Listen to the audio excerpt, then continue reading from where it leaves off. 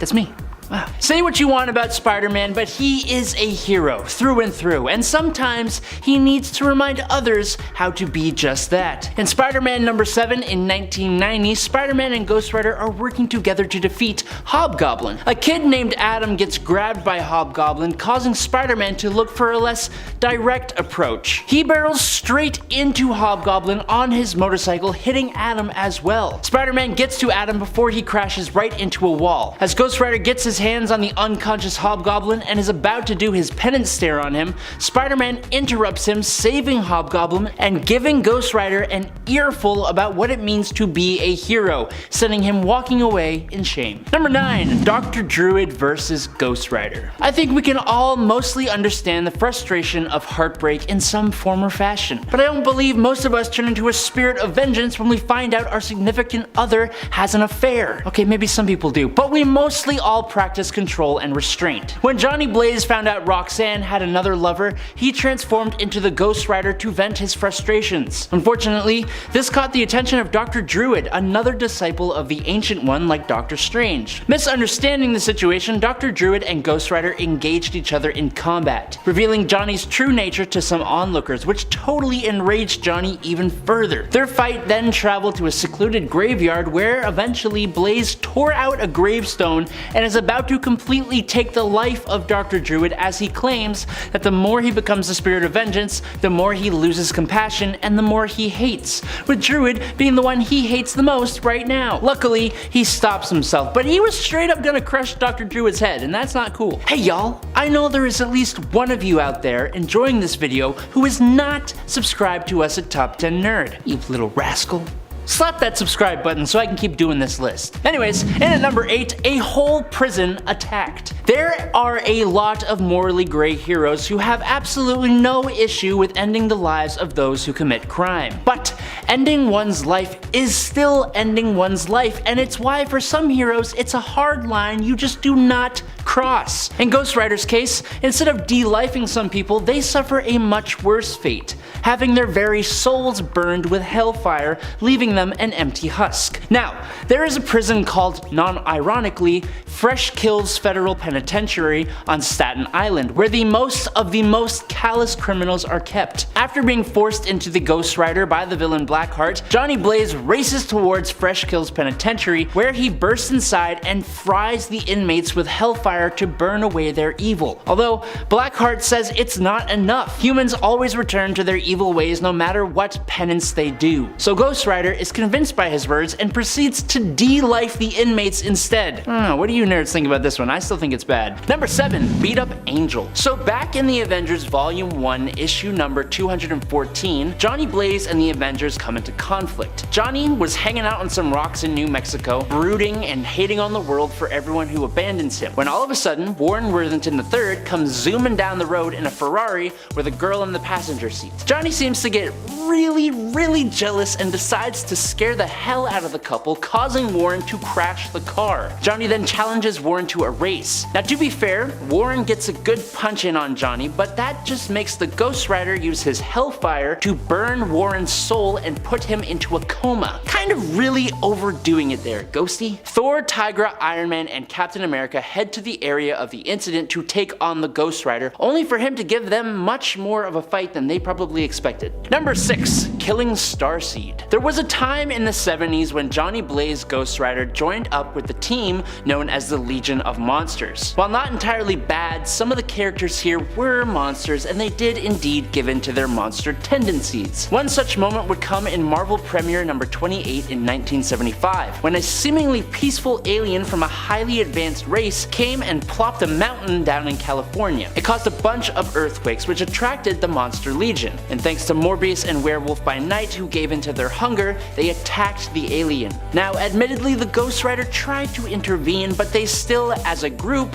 caused the passing of Starseed, and he even helped them to get back their non-monstrous forms. So it was kind of rude. Number 5. Robbie and Eli. So this one's a little murky. Robbie Reyes is the current Ghost Rider, and he's great. He's super interesting. His car is hella cool. I just find him to be a smidge bit more evil than his other counterparts, and that's because when Robbie Reyes becomes Ghost Rider, he is not a spirit of vengeance. Robbie is instead possessed by a ghost of a guy named Eli. Now it is revealed in all new Ghost Rider number 8 in 2014 that Eli was not a spirit of vengeance like Johnny Blaze's Zarathos, but instead Eli is Robbie's uncle and a satanic serial de-lifer who took the lives of and dismembered at least 37 people in rituals before he was finally taken out by the police in 1999. And he lived in the house that the Reyes brothers, Gabe and Robbie, took to living in. So while Robbie himself isn't necessarily a bad dude, not entirely, the alter ego he now lives with is indeed quite evil, and they constantly have to do mental battle for Robbie to stay in control and not completely give in to Eli's bloodlust. That's a no for me.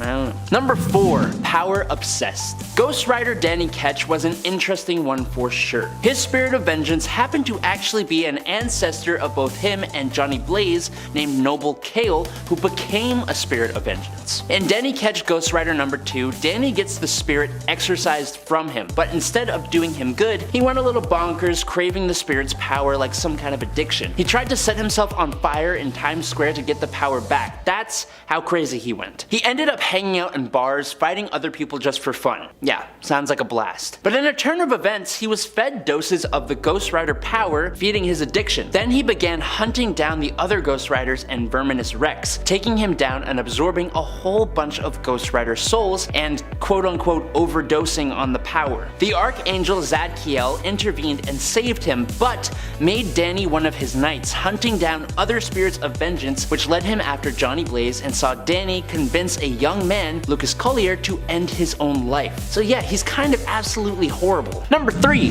Snap.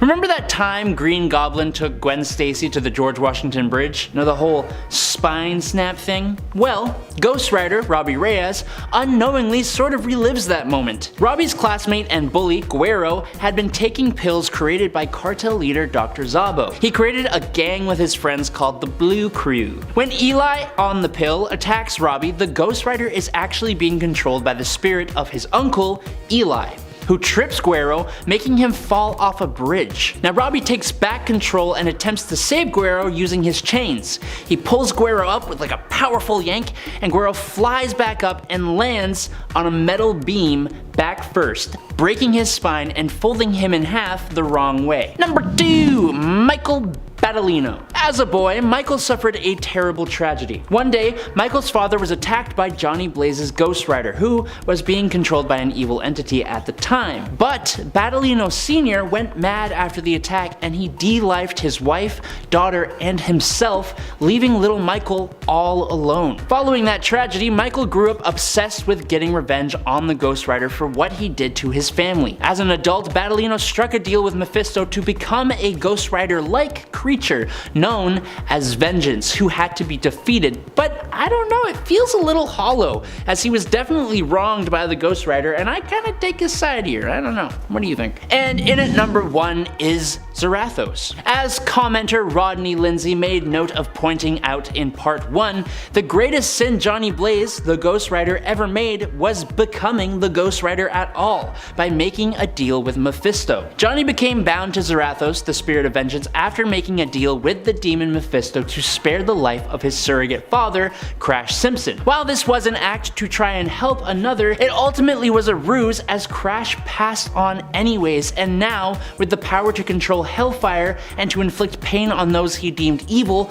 Johnny would go off trying his best to be a hero, but treading a much more darker path, taking lives of sinners and leaving some as empty husks of their former selves, allowing him to make the bad decisions he has made in both both parts of this list so far. Number 10, the X-Men. In this conflict, featured in X-Men Volume 2 Number 9, the Daniel Ketch Ghost Rider was infected by an alien race called the Brood, which took over his mind and turned him against the heroes. This forced the team of mutants to have to take on Ghost Rider and the Brood at the same time. Beast got a few good licks in on Ghost Rider before the floor collapsed and the group was separated. In the tunnels they fell into, Wolverine flung himself at the Rider, dealing serious damage with his adamantium claws faster than Ghost Rider could heal himself. As he was in a somewhat alien form, the Rider used the long tail he had grown to keep Wolverine and Beast at bay, but he soon retreated with Beast and Logan chasing after him. He then began to tangle with the other X-Men, nearly taking out Rogue before getting hit by Cyclops' optic blasts and being thrown off long enough for Gambit to drive him back with his kinetic playing cards and for Belladonna to hold him in place while Psylocke drove a psionic blade through his skull and entered his mind to free Ghost Rider from the alien's control. In this fight, Ghost Rider wasn't in control of his actions and might have fared better if he was in the driver's seat, but the X-Men were able to defeat him with the one power that Ghost Rider couldn't match: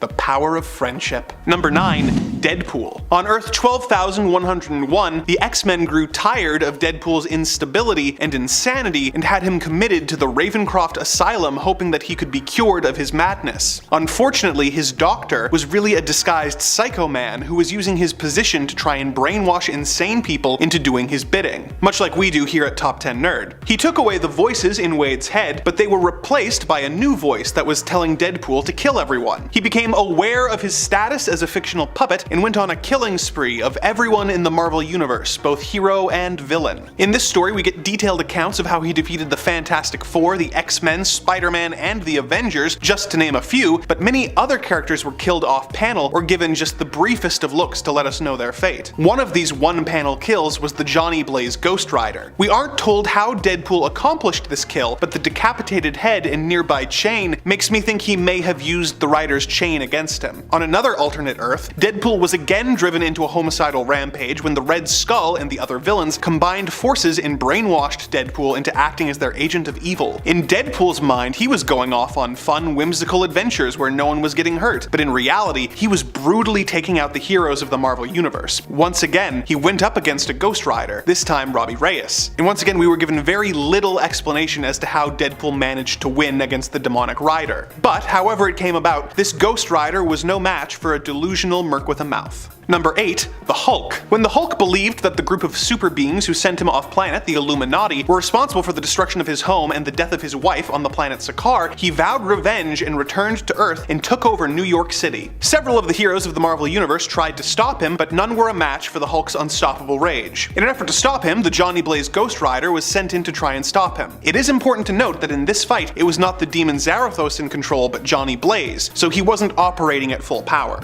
Hulk started out by throwing Blaze through a building with a thunderclap. He responded by getting on his bike and using his chain to bring down an entire building on the Hulk. This seemed to have no effect, and the Hulk simply picked Blaze up and told him to stay out of his way before tossing him into the air. Johnny managed to snag Hulk with his chain and tried to drag him with his motorbike, but Hulk attached the chain to a subway car, distracting the rider long enough for him to get to the top of a small building and leap down onto Blaze and smash him. Blaze lied in a crater, totally extinguished, but Zarathos took over and Ghost Rider had access to his full powers. Hulk didn't seem concerned by this in the slightest, and after an intense stare down, Ghost Rider simply left on his motorbike, as he only avenges the innocent, and the heroes of the Illuminati were not innocent in the slightest. Number 7, Elliot Franklin. Okay, I don't like clowns. Maybe it's a bit of a ridiculous fear. I don't care. They just kind of freak me out. That's alright. But underneath the makeup, the wig, and that damn nose, there is a real human being in there. And they are usually a perfectly lovely human being too.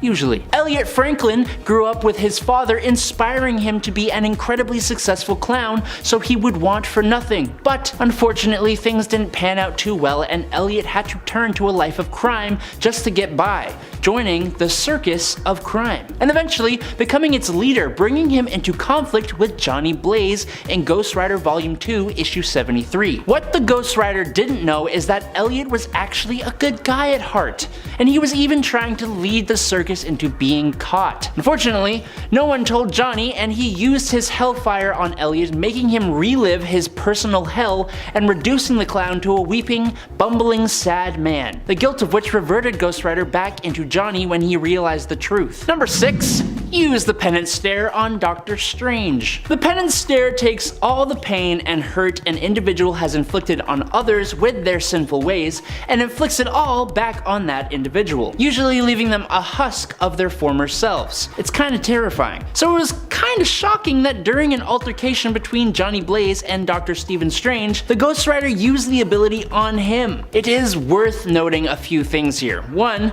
Ghost Rider believed Strange to be Lucifer, which he wasn't, kinda making this whole thing worse to do, honestly. And secondly, Johnny was almost fully possessed by Zarathos when it happened after suffering a massive attack from the Sorcerer Supreme. It was after the stare was performed and Strange was on the edge of life that Blaze realized this was not Lucifer. This is why you always double check someone is in fact a demon before you use one of their most powerful moves. Just a note for future reference. Number 5, brothers. Speaking of penance stares, let's look at the fun time when Johnny Blaze and Danny Ketch both penance stare each other one after another. Danny had been running around stealing the Ghost Rider powers from various Ghost Riders around the world to feed an addiction he had developed for said power. He did take the lives of many of these Ghost Riders. He's not a great person. So when Johnny confronted him, their battle was incredibly brutal and really cool to read, I'm not gonna lie. There was a point where Johnny causes a massive explosion that shakes the Himalayas. Now after this, Johnny went to show his brother the error of his ways by using Danny's penance stare move on him, which is when Johnny learned of all the things Ketch had done. I guess the stare works differently for riders, as Danny just got up and eventually did the exact same thing back to Johnny. Gotta love brotherly love. Number 4, Mojo World. When the Avengers are transported to Mojo World in Uncanny Avengers Annual number 1, Mojo tampers with Blaze's mind, making the Spirit of Vengeance believe it had created a child, which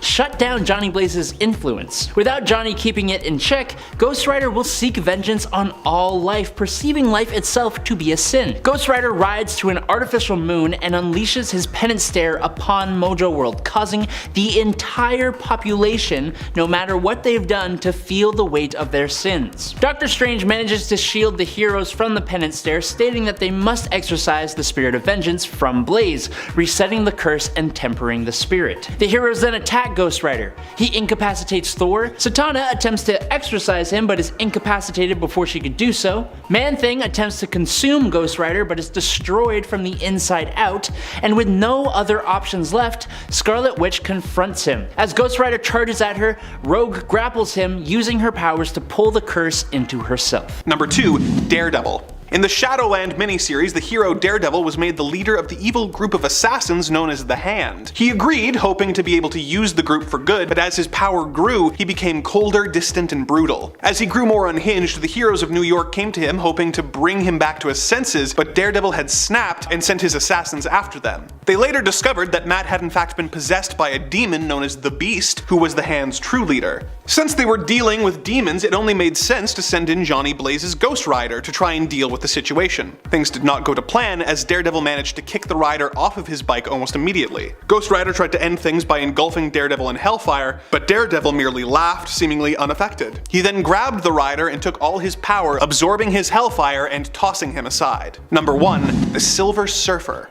This takes place in the future timeline, where the Punisher becomes the Cosmic Ghost Rider and was granted the power Cosmic by Galactus to try and defeat Thanos. When Galactus fell in battle to Thanos, the Rider changed his allegiance and became the black right hand of the Mad Titan. This was witnessed by the Silver Surfer, who knew that he must defeat the pair, but knew he lacked the power to do so. He spent millennia becoming worthy enough to lift Thor's hammer, Mjolnir, and was imbued with dark matter, making him an even more powerful character known as the Fallen One. He was not able to defeat Thanos in the end, but he was able to use Thor's hammer when confronted by the Cosmic Ghost Rider to shatter his skull and kill him with a single blow. Number 10. He gives up fighting the Hulk to let him sick the Illuminati. One of the Hulk's most awesome and powerful moments came in the World War Hulk story, when the Incredible Hulk gathered up his warbound on Sakaar and headed to Earth for some much desired revenge on the Illuminati. The Illuminati had tricked Hulk, banished him into space, left him stranded on a world where he was forced to become a gladiator and work his way to become king, and then the ship they sent him there on self-destructed and caused the passing of tons of people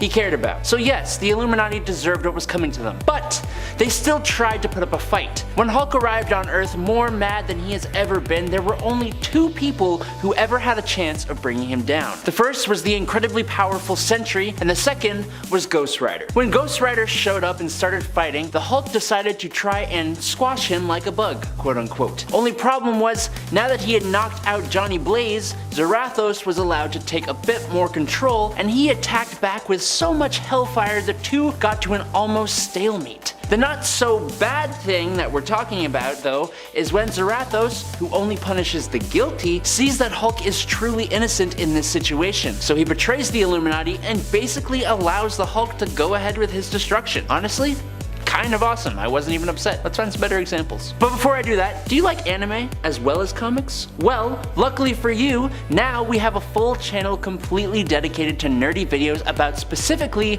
anime and manga. Go check out Amazing Top 10 Anime. Let's just move on. Number 9. Johnny Blaze and Danny Ketch. Yet again, I can't really say I blame Johnny Blaze all too much for this one, but still. When Danny Ketch became a new Ghost Rider after Johnny had imprisoned Zarathos in an amulet, Johnny was more than a little suspicious. Johnny Blaze traveled from the west coast to confront this new Ghost Rider, thinking that Zarathos had returned somehow. Blaze hunted down Danny Ketch Ghost Rider and tried to take his life multiple times while Ghost Rider kept attempting to escape Blaze and bring the villain Blackout, who was dispatching multiple people, to justice. Johnny kept this up until he finally watched Ghost Rider save a child in Central Park. This finally made him become less suspicious of Ghost Rider, and he stopped trying to take him out repeatedly. He instead decided to observe Daniel to make sure that he wasn't Zarathos, and he taught Daniel how to fight and protect himself when he wasn't transformed into Ghost Rider. So ultimately he made up for it, but still a little impulsive with the old de-lifing there, Johnny. I want to tone that down. Number 8.